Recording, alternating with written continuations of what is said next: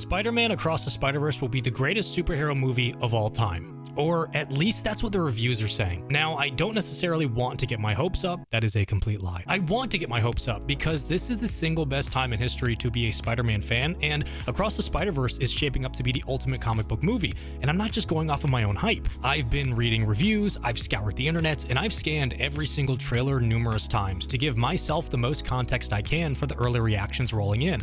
And all I'm saying is, if these trailers are just a taste of what the movie has in store, Across the Spider-Verse will finally cement this character into an era of such dominance that I think it's fair to predict we may enter a Spider-Man dynasty. The movie comes out this week, which gives me a bit of time and honestly the perfect opportunity to set the stakes for what this film brings to the table. If this sequel has the same creative legs as its predecessor, I have a feeling we could be looking at another explosion of Spider-Man relevance as well as a lengthy essay here on the channel. So, let's talk about it, and let's start with what you need to know first, which is that Spider-Man is on top of the comic book world. I've never robbed anybody in my life. Please don't make this a bad experience for me. Spider-Man is a cultural icon. From movies to comics to cosplays and video games, he's become part of the pop culture zeitgeist and is arguably the most recognizable hero across the globe. This rise in popularity is in no small part thanks to Miles Morales, the face of modern-age Spider-Man and one of the most collectively beloved characters in Marvel's history. Miles' first entry onto the big screen didn't necessarily break many box office records, but it did break into the awards apparatus and fundamentally change what we previously thought possible for an animated movie, let alone a superhero movie. Into the Spider-Verse took the world by storm back in 2018, and it's easy to forget that it was also surrounded by two other Marvel behemoths that year in Black Panther and Infinity War.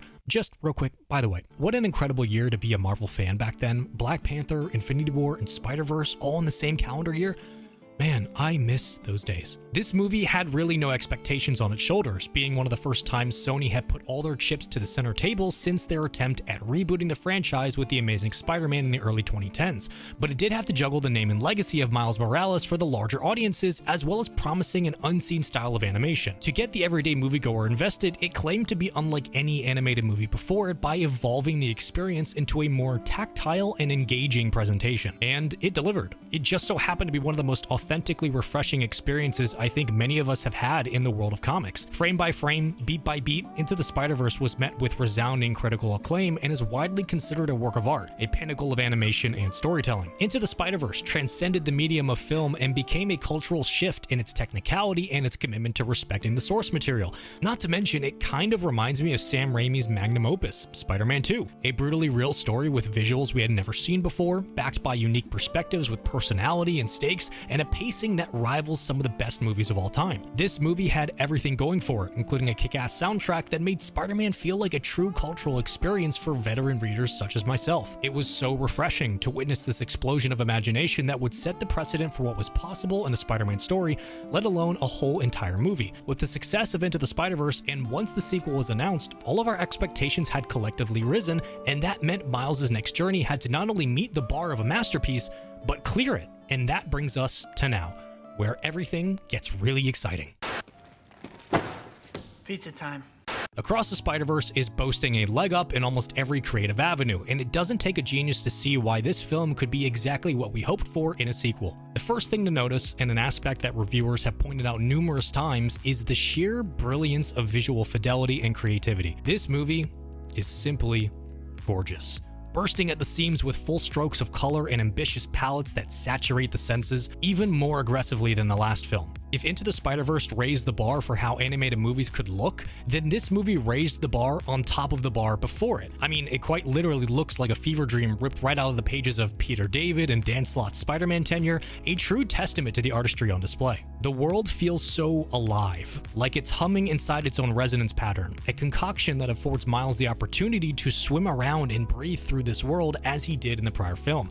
There's an energy, a movement, a rhythm to this imagination that is unlike anything you'll find, which gives Across the Spider-Verse an elevated level of polish and excitement. Another visual choice to keep an eye on is how Across the Spider-Verse could manipulate the interactions between Miles and his matured world, where Into the Spider-Verse had Miles moving at 12 frames per second as an amateur, and then a traditional traditional 24 FPS once he honed his skills, I can see this movie messing with the frequencies in similar fashion of different characters to emphasize the changes they've gone through, as well as specifically how Miles is interacting or reacting to the world on a more subtextual level now that he's older and much more experienced. Not only are there physical dimensions to fly through and characters to meet, but there's an abstractual dimensionality to the evolution of this world, and Miles's place in it might be the focal point of his friction with Spider-Man 2099. Miles's story is still being written, unlike a lot of other Spider-Men, so who knows where this movie will go for the development of his character, but one thing is for certain: nearly everyone across the board seems to be pointing towards a darker storyline pulling this movie along, and I think that is the perfect chapter for a sequel. Into the Spider-Verse struck a balance because it was Miles' first time through this journey, but now that he's found his way and his world is getting more complex, introducing a darker story where perspectives are being called into question and allegiances are pitted against one another would be the perfect complexity to advance his universe. Instead of following similar tropes to previous Spider-Man, Miles has the benefit of interacting with so many voices and intellects so early on in his story. This could drive him to break the molds of tradition and challenge the norm within the mantle of Spider-Man, given how improvisational he tends to be. He is so focused on doing things his own way compared to the stigmas that every other Spider-Man endures, so giving him that control over his own freedom to break the cycle and be undeniable is the ultimate advantage of personality and identity, something that the first movie emphasized heavily. It seems that Miles is on the run from Miguel, but the lessons and perspectives he learns throughout his travels across the multiverse might make him the most complex and fully fleshed out Spider-Man we've seen. And I can't wait for that. It's the perfect time for Miles to step up into and beyond the mantle of Spider-Man as a prominent voice throughout the multiverse. After all, he's had some amazing teachers to get him here, and he's always been about finding solutions no one else could.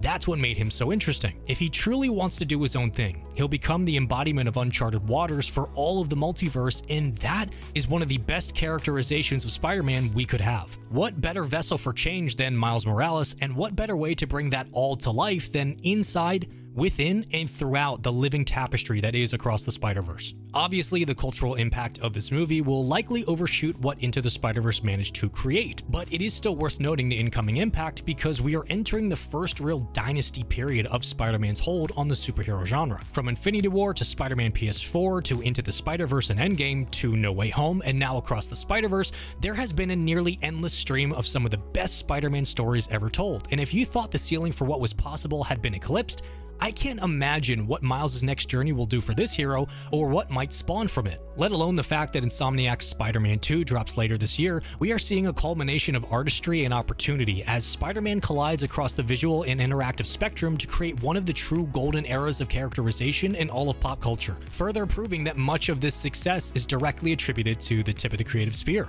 Miles Morales' cinematic saga in the hands of Phil Lord and Chris Miller. Both writers were tasked with the impossibility of bringing a painstakingly crafted vision to life, as well as fueling its existence to be so explosive that you can't not pay attention. In a time surrounded by superheroes and spin-offs and origin stories and sequels, in a time of ultimate oversaturation, Miles is the one that stands out. That alone is a feat of genius worth celebrating, regardless of how Across the Spider-Verse lands. But if this movie does deliver on some of those darker tones, if it does pit Miles against the system and echo maybe vibes of Winter Soldier, where everything you know is changed and finding identity in a world devoid of it becomes the crux of Miles' journey, I think Across the Spider-Verse could swing its way into the discussion about the most authentic comic book movies of all time, and maybe the greatest ever. The darker story about the opportunity of choice for Miles' journey is hitting at just the right time, and you match that with bombastic, awe-inspiring, otherworldly visuals and nuancing the world around him, this sequel is doing everything a sequel should,